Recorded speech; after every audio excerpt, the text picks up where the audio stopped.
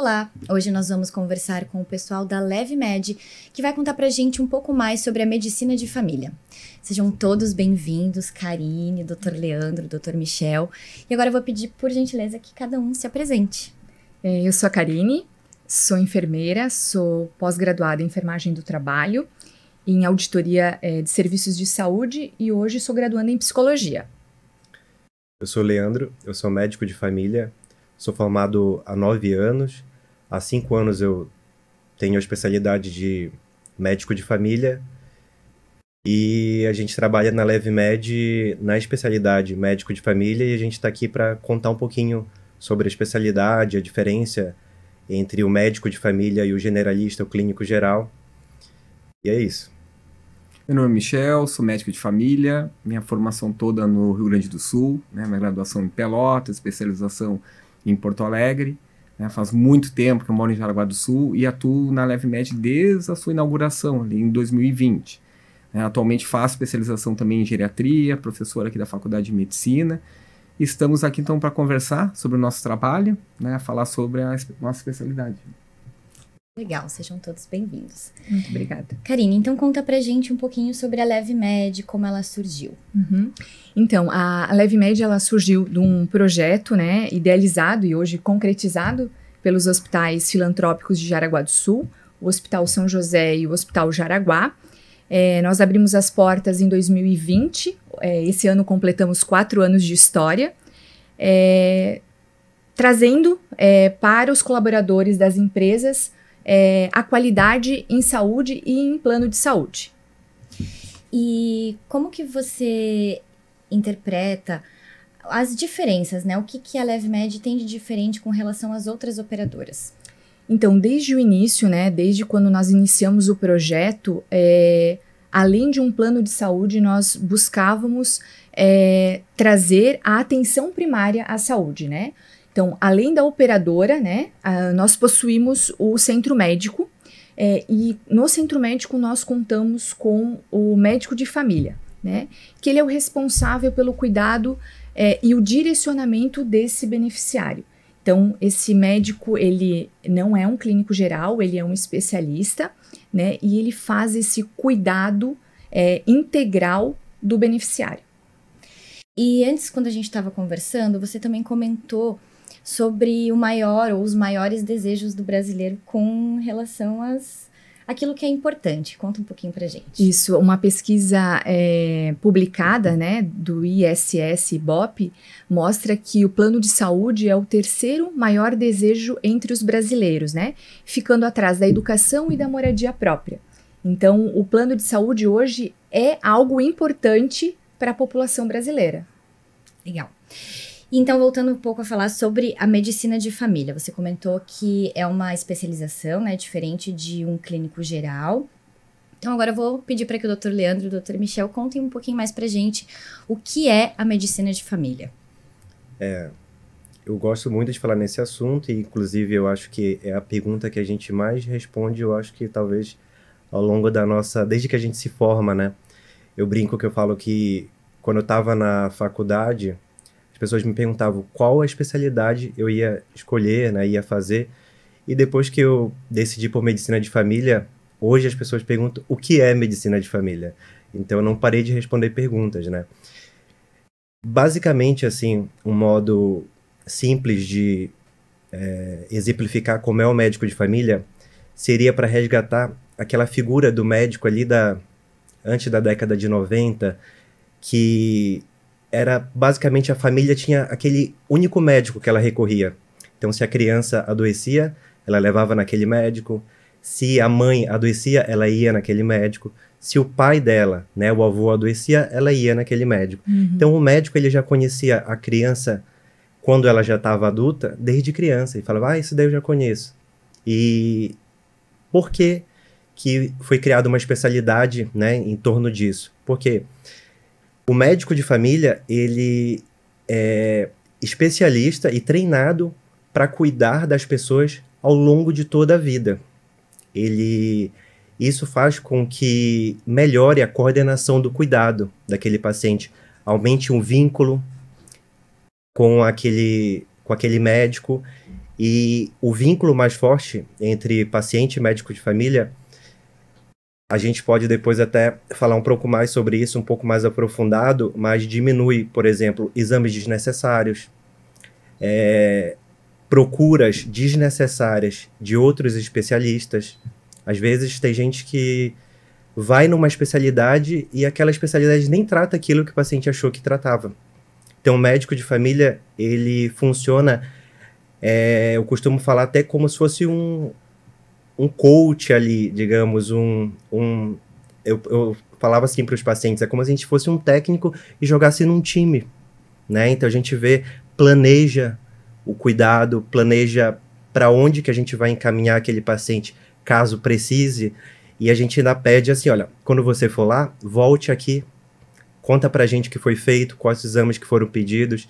Então, assim, o médico de família, ele trata uma variedade de condições, seja agudas ou crônicas. Então, se o paciente tem uma urgência, a gente tá ali para identificar a urgência e saber intervir naquele momento, ou saber quando que dá para esperar, quando que dá para pedir talvez um exame, ou tentar um tratamento ali empírico e ver como é que vai se desenrolar aquilo, né? Então, não sei se eu fui claro, mas médico de família, na verdade, faz muita coisa, né? E o principal, ele é aquela referência do paciente. Então, o paciente não precisa estar perdido, digamos assim, procurando outros especialistas para determinadas coisas simples, assim, que seriam resolvidas ali mesmo com o médico de família, e é basicamente essa a nossa função, né?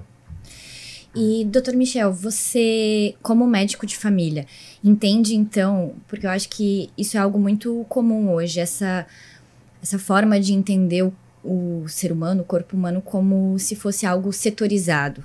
E, na verdade, somos um único corpo. Exatamente. Então, como que é a percepção da medicina de família nesse aspecto de entender o ser humano como um ser único? Esse é o grande desafio da especialidade, né? Porque somente essa especialidade é treinada, então, para olhar o indivíduo como um todo, né? E aí vem as dificuldades, porque as pessoas ainda, elas pensam assim numa saúde fragmentada, né? Tanto, eu tô com um problema no coração, vou procurar o cardiologista. Eu tô com problema no intestino, eu vou procurar um gastroenterologista. Tô com problema de pele, vou procurar o dermatologista. E vai dividindo, né, todo o seu corpo, né? Então, o médico de família, ele consegue olhar um indivíduo de uma forma ampla, né? Não só essa parte física dos órgãos, daquelas patologias de cada sistema, mas também o resto, né? Como é que está o estado emocional dessa pessoa? Como é que está a vida dessa pessoa, né? Com que ela se relaciona? Como é que está o trabalho? Como é que é a parte social? Ela faz alguma atividade social ou ela trabalha, vai para casa, né?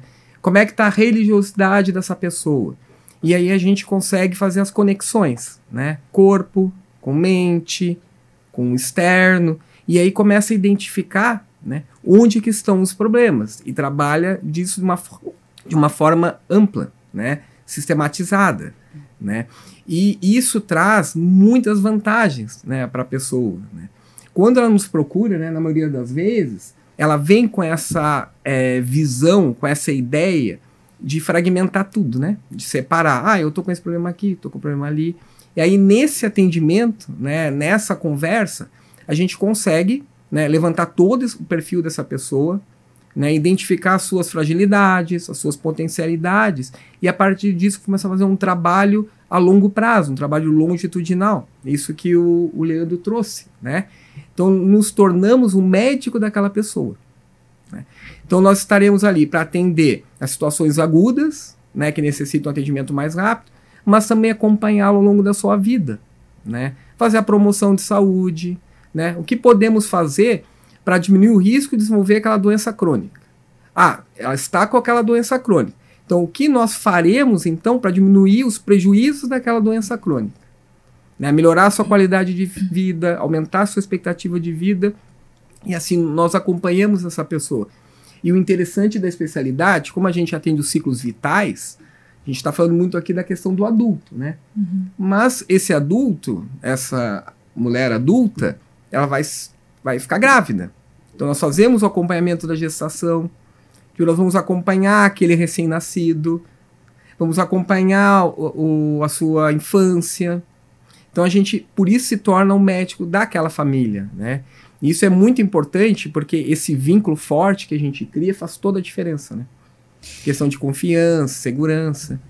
E vocês, a gente pode dizer então que a medicina de família é uma especialização mais voltada também para prevenção e promoção de saúde e não só para questões pontuais que as pessoas trazem, é isso?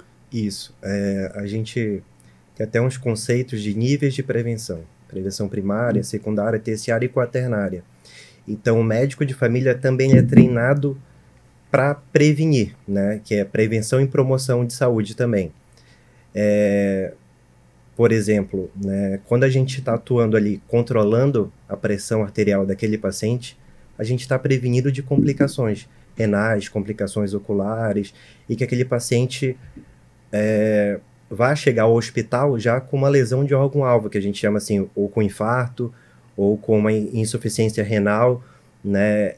Eu cheguei já a trabalhar no hospital, em um hospital particular, só que eu pedi para sair, e as pessoas me perguntavam por quê. Eu falava assim, olha, aqui não é meu lugar. Já era porque eu via muita gente chegando lá para se internar, onde teve uma falha na atenção primária.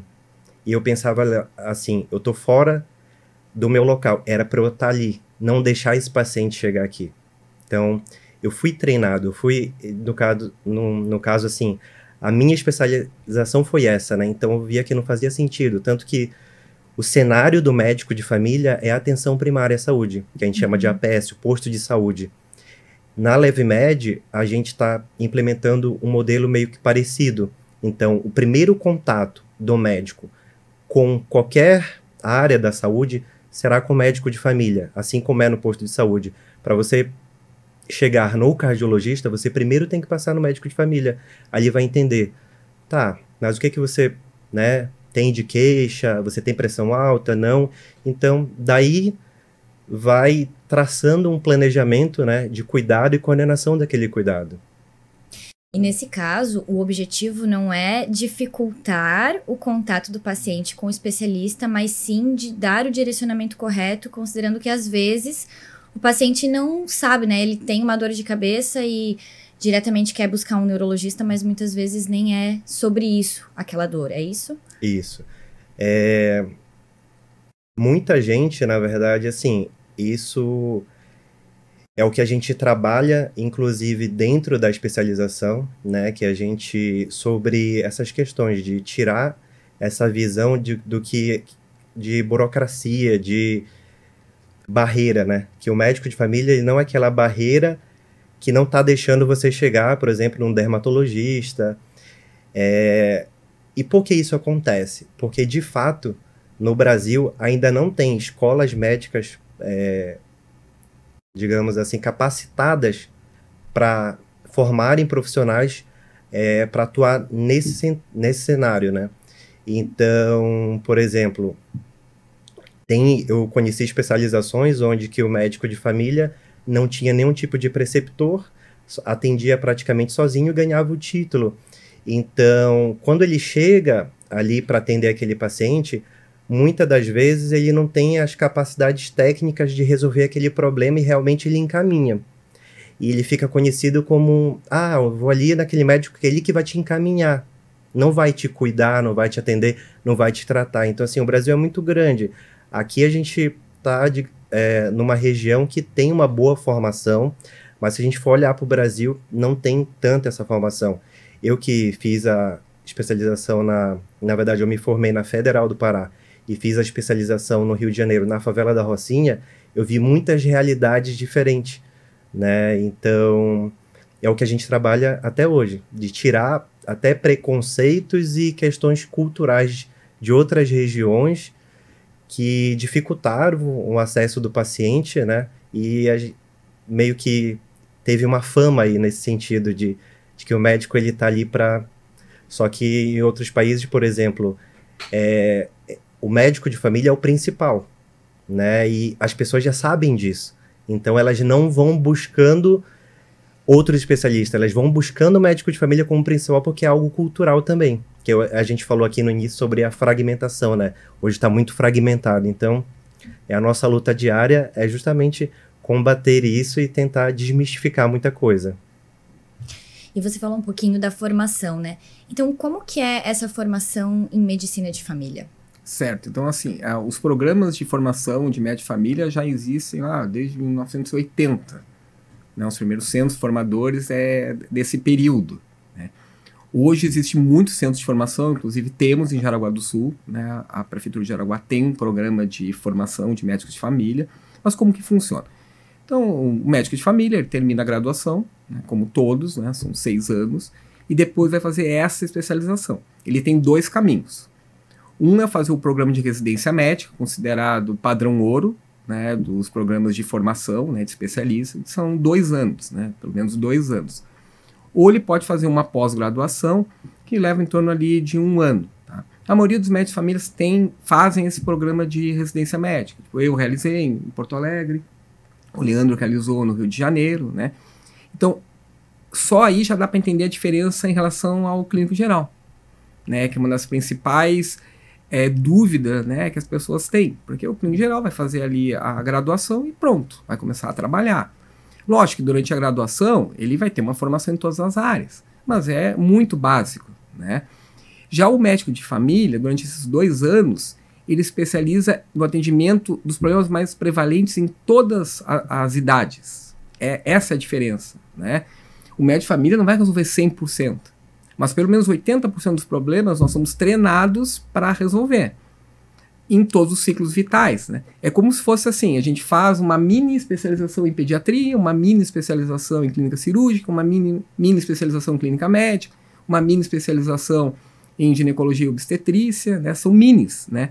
Mas que isso dá uma bagagem suficiente para a gente resolver então, os problemas mais prevalentes em cada faixa etária. Tá? E isso faz toda a diferença, né?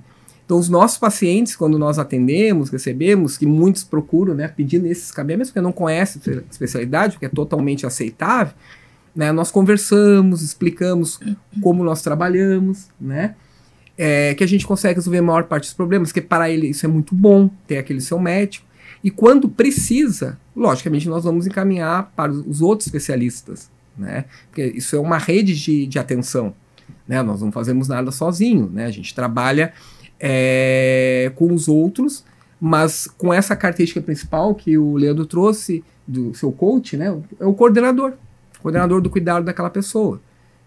Então, a formação da medicina já existe há muito tempo, hoje existe mais centros formadores, né, nos países lá, europeus, americanos, Estados Unidos já existe há mais tempo, né, mas é uma área que está ganhando muita força. Né? Eu sou professor da Faculdade de Medicina, meus alunos já estão procurando nessa área, já entendem a importância, né? O reconhecimento, valorização. Então, digamos que é uma especialidade do hoje e também do futuro. Né? Isso dá para dizer. E qual é a importância do vínculo entre o médico, né, o profissional e o paciente, considerando essa especialização? Um exemplo para ficar bem prático e de fácil entendimento seria, por exemplo, aquela mãe que pede um antibiótico no segundo dia de um quadro típico de resfriado, né? Se você tem um vínculo ali, por exemplo, com aquela mãe e já acompanha aquela criança há um tempo, você consegue explicar, olha mãe, a gente já examinou a criança, não tem nenhum sinal de alarme, nem um sinal de gravidade, vamos continuar com os sintomáticos, com a lavagem nasal. E a gente vai estar aqui, eu costumo falar assim, olha, em 72 horas, se tiver qualquer piora, pode vir aqui comigo. Inclusive, você pode, se não tiver vaga, a gente vai fazer um encaixe, vou deixar aqui registrado. E pode ficar tranquilo. E o resfriado cura sem aquele antibiótico. Isso é o exemplo prático do vínculo. Já se é uma pessoa que não tem aquela confiança naquele médico, ela vai consultar com outro. Era o que a gente discutia, inclusive, lá no Rio de Janeiro. A gente moldava a nossa capacidade de comunicação através daí. Quando a gente via que o paciente, se ele procurasse por exemplo, outro médico porque tinha um hospital lá perto. Às vezes ele queria aquele antibiótico, ele não ganhava o antibiótico e procurava lá no outro hospital. E a gente pensava assim, o que falhou na nossa comunicação?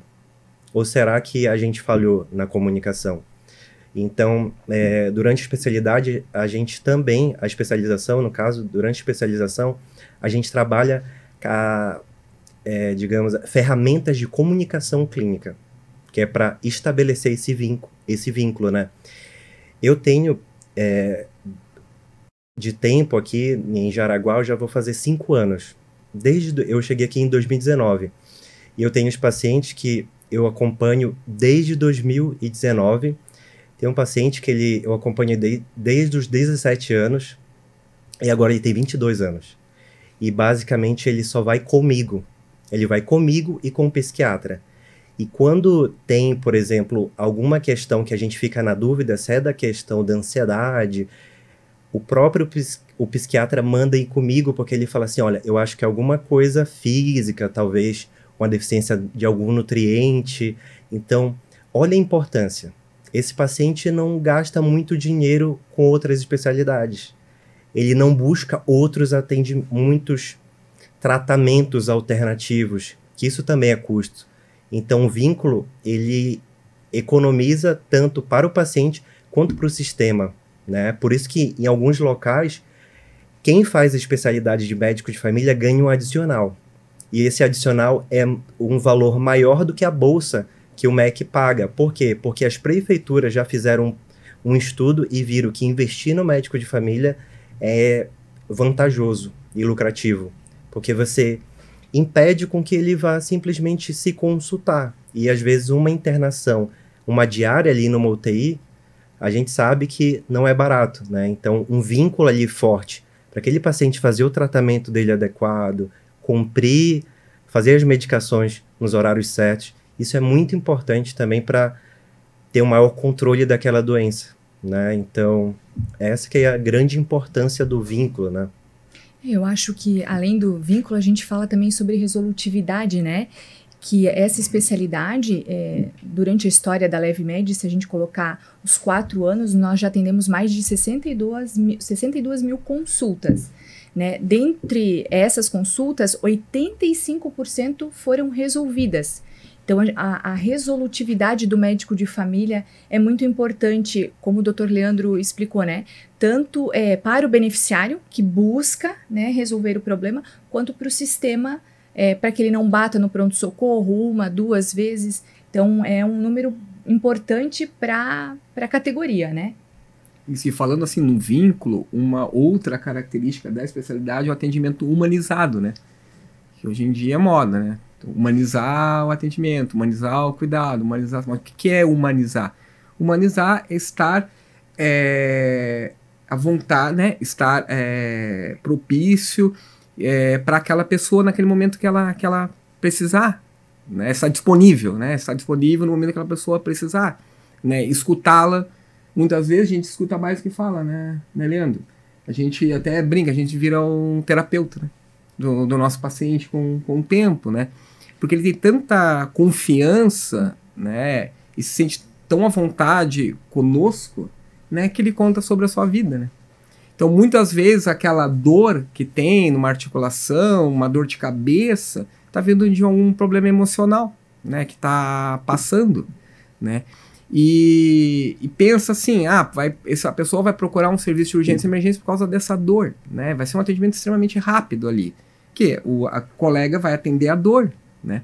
Ele não vai ter tempo de investigar o porquê daquela dor, né? Então isso faz, né, esse vínculo que a gente cria, a gente consegue também identificar todas essas particularidades, as situações, e a pessoa se sente, gosta disso, né? De ter alguém para cuidar dela, né? Então isso faz muita diferença, né, na sociedade atual, né, com tantas dificuldades que nós temos, né, as pessoas com vários problemas psicológicos, né, que são transformados em problemas físicos. Então a gente consegue também olhar para essa parte, né, porque a gente fala desse olhar amplo, né, essa visão ampla, né, e aí com isso a gente consegue oferecer esse cuidado assim diferenciado, né, e com toda a humanização possível, né? Então, hoje em dia é algo que faz muita diferença. Só complementando o Michel, o nosso foco de atenção, na verdade, a gente pratica a medicina centrada na pessoa e não na doença. Porque 2 pessoas com a mesma doença, elas vão sentir de forma diferente e para elas vai significar de forma diferente. O Michel provavelmente já, né, a gente vivencia isso no consultório, por exemplo, a gente dá um diagnóstico de pressão alta, né, de hipertensão para aquele paciente e a gente vê que cada um reage de uma forma diferente, né? Tem pacientes que ficam assim muito tristes, parece que é o fim do mundo. E tem gente que leva numa boa, eu já sabia, né? O meu irmão também é assim, eu vou fazer o tratamento.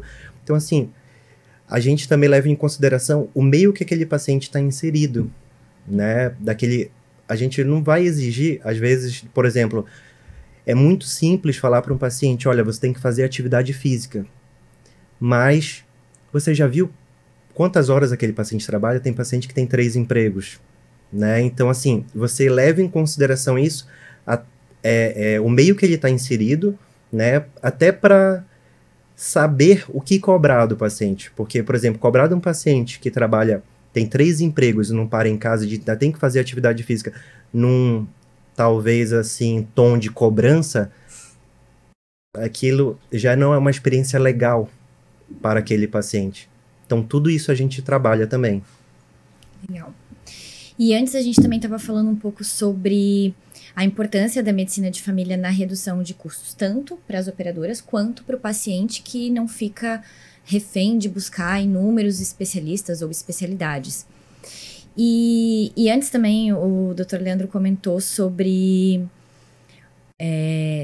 não diagnósticos equivocados, mas que às vezes as pessoas podem fazer uso de medicamentos desnecessariamente, por exemplo. Então, isso que eu queria que vocês falassem um pouquinho sobre qual o papel da medicina de família nisso, de evitar essas medicações equivocadas, tratamentos, exames desnecessários, e também qual é o impacto, por exemplo, de exames desnecessários, medicações, antibiótico quando não é preciso, para o paciente. Isso é super importante. O Leandro até trouxe a questão dos tipos de prevenção, né? Até citou, né? Primária, secundária, terciária, quaternária. Isso é muito teórico, mas basicamente assim, a prevenção quaternária, hoje tem até outros tipos de prevenção, né? É isso, né? Evitar, então, procedimentos desnecessários, exames inadequados, ou seja, algo que pode trazer algum prejuízo para aquela pessoa, de qualquer forma, né? A gente trabalha muito nisso, né? Só que o que acontece, né? Uma grande dificuldade, porque as pessoas, elas procuram o médico querendo fazer exame, né? Então, por exemplo, nós conversarmos, escutarmos, tocarmos a pessoa, examinarmos, chegarmos a uma hipótese diagnóstica, não é o suficiente para a maioria das pessoas. Ela quer uma prova, né? Ela quer um exame. E aí pode trazer um perigo, né? Porque todo exame pode trazer um achado, que a gente fala. O que é achado? É alguma alteração fisiológica que vai aparecer mesmo, tá? Que apareceu ali, né? Um exame de imagem, de uma ultrassonografia do abdômen ali. Às vezes aparece um cisto ali, um órgão que é totalmente fisiológico. O cisto aparece e desaparece. Mas para aquela pessoa, achou um cisto. Então todos os problemas dela, daquele cisto que achou num exame desnecessário, não precisava ter feito, ela vai querer que tu investigue aquele cisto. Então isso pode gerar novos exames, outros exames, às vezes algum procedimento mais invasivo e não precisava, e trazer algum prejuízo, né? E se essa pessoa já é uma pessoa ansiosa, né, uma pessoa que está tentando achar uma causa física para os seus problemas pessoais, né? É tudo o que ela precisa, mas ele vai alimentar aquela ansiedade dela. É um exame que é totalmente desnecessário, né?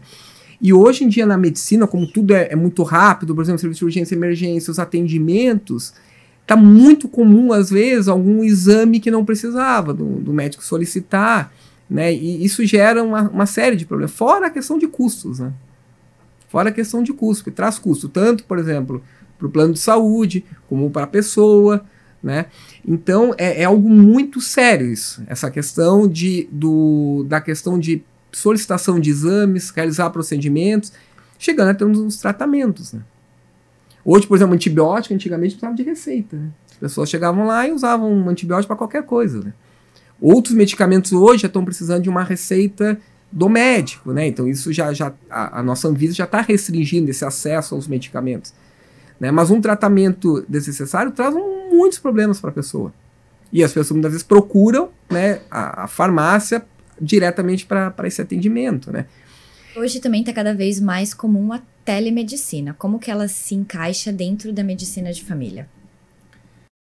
A teleconsulta, ou a telemedicina, ela serviu para que, na verdade, assim, ela surgiu, teve muita ênfase durante a pandemia, quando as pessoas não podiam ir presencial ao consultório, ou para evitar que ela saísse de casa, para evitar o contágio, né?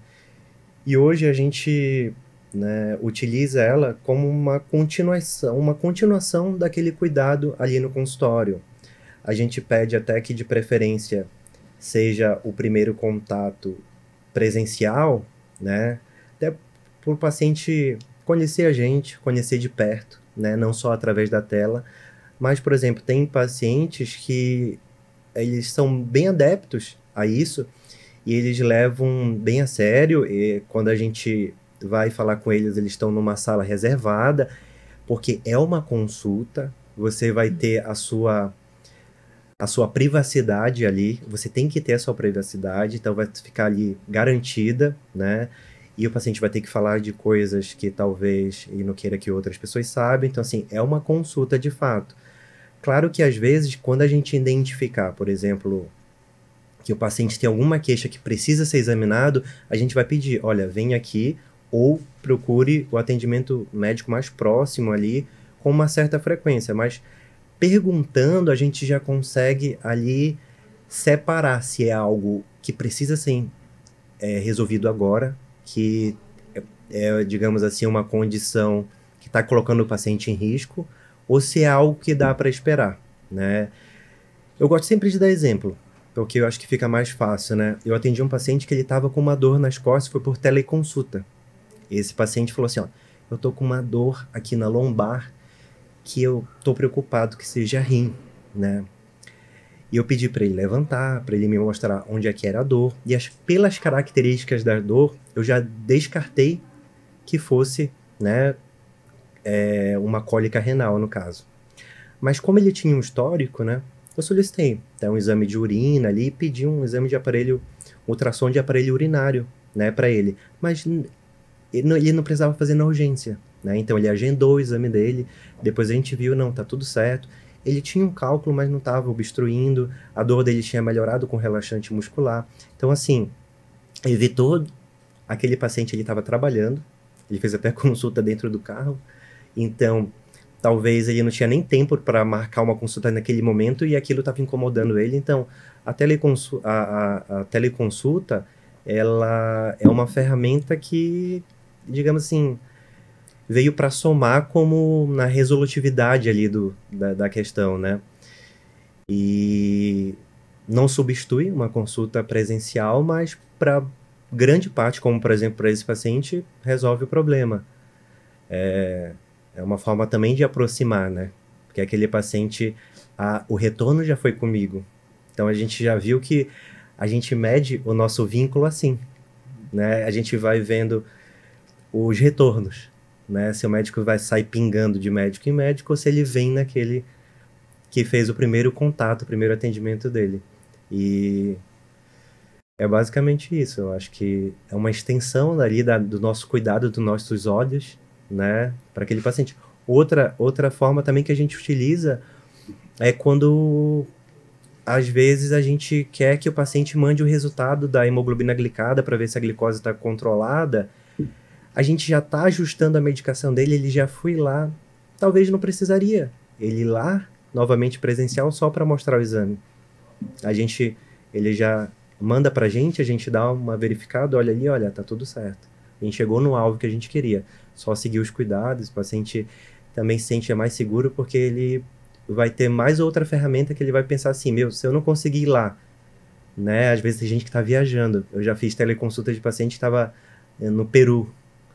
né? Eu até brinquei, eu falei para a paciente assim, onde é que você tá? Que ela estava num vilarejo amplo aberto, eu falei assim, mostra para mim um pouco do local. Então assim, o vínculo, né, ele é fantástico, que a gente já tem uma certa amizade, né? Mostra aí onde é que você tá de férias, tudo. Então assim, tudo isso faz parte, né? Eu atendo pacientes que fazem faculdade em outro país e vêm aqui só nas férias. Então a gente faz esse cuidado por teleconsulta e presencialmente a gente ajusta alguma coisa ou tira uma dúvida em questões pontuais onde precisa fazer um exame físico. Então, basicamente eu acho que a teleconsulta é mais uma ferramenta aí que veio para somar e para ficar.